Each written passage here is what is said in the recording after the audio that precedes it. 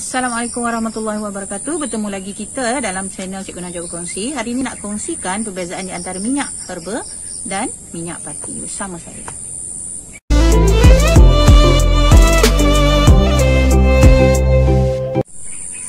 Okey, tuan-tuan dan perempuan selalu bila kita nak beli minyak di online store ke atau untuk buat produk ke, kita kadang-kadang confuse. Saya tak tahu orang lain, tapi saya kadang-kadang confuse dululah. Nak beli minyak tu, apa beza dia yang dipanggil katalah minyak serai wangi dengan essential oil serai wangi. Macam ni pati serai wangi essential dengan kalau kita beli minyak serai wangi terus untuk dijadikan minyak urut. Besar perbezaan sebenarnya minyak yang jenis essential oil ni atau minyak essential atau minyak pati ni sebenarnya disediakan dengan cara ataupun kaedah penyulingan. Macam kalau dalam makmal kita menyulingkan petroleum, bahan-bahan tu semua bahan-bahan sama ada bunga atau serai atau apa diletak dalam satu bekas dan dipanaskan hingga mendidih dan wap dia tu dikondensasikan. Dan di hujung corong kondensasi kita akan kumpulkan air dan minyak. Jadi minyak yang tu saja yang kita ambil. Jadi minyak essential ni tidak boleh digunakan untuk kita sapu-sapu pada badan. Memang di setiap minyak essential dia ada tulis sana, do not use directly on the skin. Tak boleh terus sapu kat badan. Sebab dia adalah tidak sesuai untuk kulit. Dan kebanyakan minyak essential ni dia mempunyai penutup yang macam ni. Okey. Sebab penggunaannya hanyalah titis-titis sahaja. 2 titik, 3 titik macam tu. Bukan menggunakan kaedah peratus macam yang kita buat minyak urut dan sebagainya. Okey, contohnya ni pun minyak essential sebab tu dia kecil dan walaupun dia kecil tapi dia dah mahal dah ni kalau macam ni penutup macam ni namanya minyak essential. Penggunaannya hanyalah beberapa titis saja. Dan pengkhususan untuk minyak essential ni sebenarnya ialah kerana kita memerlukan aroma dia. Okey, contohnya minyak kayu putih yang kita beli jenis essential, kita nak gunakan 2-3 titis kerana kita perlukan aroma dia. Dia tak boleh direct pada kulit kita. Kita sakit kepala. Okay, minyak kayu putih sangat sesuai untuk sakit kepala, tapi kita tak boleh colik dan letak pada kepala. Tak boleh direct kepada kulit. Berbeza dengan minyak herba. Walaupun benda yang sama, misalnya minyak serai wangi, tapi ini grape seed oil lah kalau minyak serai wangi yang kita beli sebotol macam ni baru 2.30 berbanding dengan yang kecil macam ni pun dah harganya 10 ataupun 20 kerana penggunaannya adalah sangat berlainan. Minyak yang biasa ni kita beli dalam bentuk 1 kilo, 2 kilo ni disediakan sama ada menggunakan kaedah cold process ataupun hot process. Kaedah penyediaan sejuk, kaedah penyediaan panas macam yang saya pernah terangkan sebelum ni. Kalau minyak grape seed oil ni minyak biji anggur ni disediakan dengan press dia punya biji anggur untuk mengeluarkan minyak. Samalah juga dengan castor oil misalnya minyak jarak. Di press dia punya kacang jarak tu untuk dapatkan minyak. Macam buat minyak kacang jugalah. Okey, kita buat minyak kacang, kita masak kacang kita dapat minyak. Kita buat minyak kelapa, kita masak santan kita dapat minyak. Itu minyak yang kategori minyak herba. Minyak macam ni memang boleh terus sapu kat badan. Okey, boleh dijadikan minyak urut, boleh dijadikan minyak pembawa. Okey, katalah minyak halia yang kita sediakan dengan kaedah sejuk atau panas, tetapi kaedah minyak herba boleh terus kita jadikan minyak urut pada badan kita. Tak sama Jadi minyak essential ni hanya nak mendapatkan aroma saja. Kalau kita buat sabun, misalnya kita buat sabun serai wangi, sabun serai wangi, kita boleh bubuh minyak serai wangi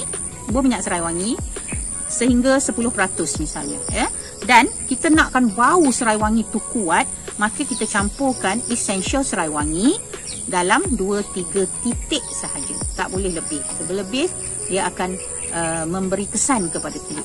Itulah perbezaan di antara minyak herba dan essential oil. Supaya jangan tersilap essential oil memang penyediaannya hanyalah untuk mendapatkan aroma. Aroma dia tu ada yang kata jenis ini misalnya hilang-hilang misalnya boleh melegakan stres misalnya kan. Minyak apa lagi, banyaklah lavender boleh mendatangkan rasa mood yang romantik misalnya. Macam itulah mood lah, lebih kepada mood kerana yang diperlukan di situ adalah aromanya. Saya harap anda semua boleh fahamlah dengan apa yang saya cuba terangkan. Dan hari ini saya nak kongsi juga bersama-sama penerangan ni tentang grape seed oil ni, minyak biji anggur. Anggur ni kita memang tahu banyak betul guna dia buat kismis pun dengan anggur sunnah pun ada anggur. Yang haram pun ada anggur, berak pun daripada anggur kan. Dan biji anggur pun sangat baik untuk kita. Minyak biji anggur ni adalah antara minyak yang terbaik untuk kulit. Okey, boleh menutup pori-pori, bagus untuk eye bag kan.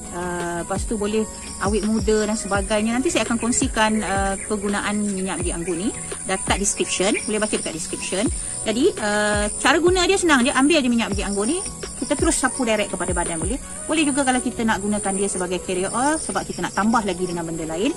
Atau kita boleh buat spray. Okay, jadi hari ni saya nak tunjuk dua benda melalui minyak biji anggur ni. Satu, saya nak buat spray. Saya hanya perlu masukkan saja minyak ni ke dalam bekas spray ni. Jadi kita boleh saja spray pagi dan juga malam sepulanglah.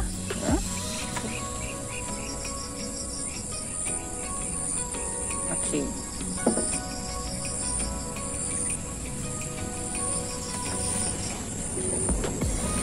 Comel macam ni ya. Lepas tu nanti bolehlah kita spray je lah. Okey. Memang sangat bagus. Boleh juga kita jadikan dia carrier oil sebab kita nak tambah lagi dengan zat-zat yang lain ya. Misalnya kita nak tambah lagi dengan madu, kita nak tambah lagi dengan propolis, apa benda semualah. Okey. Satu lagi, boleh juga kita gunakan sebagai krim. Tak setengah orang dia tak suka kita cair, dia nak buat sebagai krim. Krim kita ada dua jenis. Satu, kita boleh gunakan krim base. Krim base. Campur saja minyak ke dalam krim base. Ni ukur krim base, saya tunjuk ukur krim base. Krim base ni dia krim je lah. Dia tak ada apa-apa bahan lain di dalam dia. Jadi kita suka hati kita lah nak buat macam ni. Ni pun boleh. Okay. Kita gunakan aloe vera gel pun boleh. Ambil sedikit aloe vera gel, masuk dalam bekas. Kalau ada glycerin kita campur sedikit dengan glycerin untuk pelembut. Lepas tu kita masukkanlah kita punya minyak ni sikit. Sikit je, saya nak guna sikit. Okay. Dan apa pewangi yang saya nak? Okey, katalah saya nak guna pewangi. Dia hanya untuk pewangi, 2 titik cukup.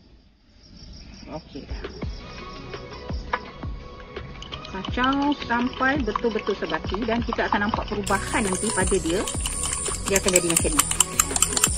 Daripada cecair jernih tu tadi, kacau juga sampai dia betul-betul pekat. Kalau kita tak kacau sampai pekat betul, nanti dia akan berubah bentuk, struktur dia akan jadi macam cecair pula kemudian.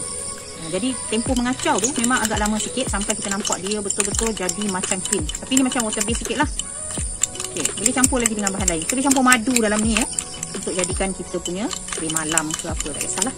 Jadi tu je saya nak share. Jadi kalau dah pekat elok macam tu, bolehlah kita masukkan ke dalam bekas. Okay, nampak tadi warna dia jernih je. Sekarang dia dah jadi macam krim. Senang je kan buat krim daripada aloe vera gel dan juga grapeseed oil. Bolehlah guna. Tapi saya mungkin akan bancuh balik nanti kat rumah sebab saya nak campurkan sedikit campuran madu dan minyak kelapa. Hari ni tak bawa. Okey, so itulah saja perkongsian saya. Saya harap bermanfaat lah ya. Mana yang belum pernah subscribe lah sebab kita ada banyak lagi konten yang menunggu, banyak lagi bahan yang belum ditunjuk. Contohnya saya nak tunjuk cara buat krim dan ada permintaan untuk saya ajar cara buat sabun manjakan ni. Jadi insya-Allah saya akan lakukan tersebut. Jadi sehingga itu, terima kasih kerana menonton. Assalamualaikum.